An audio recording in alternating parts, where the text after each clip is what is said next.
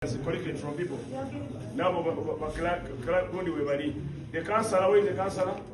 Councillor alleges the town clerk, the CFO, they are the most corrupt people in the world he has ever seen in the Ssembabule. And he was supported by the mayor. So councillor and the mayor remain behind as well. Take your statements. And the mayor also, and the town and the CFO remain here. Town clerk, CFO, all of you remain behind and take your statements.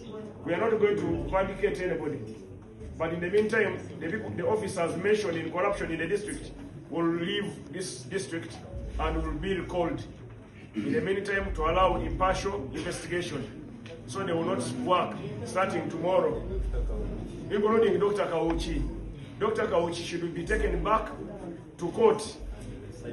And then the man who's the commercial officer who killed someone and they gave him a police bond, the RPC and your team kindly let that investigation conclude and take this man to court.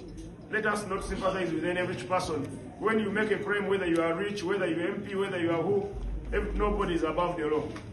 Everyone should face the law. You cannot kill someone and you remain in office giving money because you have money and you get a police bond and you walk away with it and someone has lost his relative. Then the young man who was arrested when he complained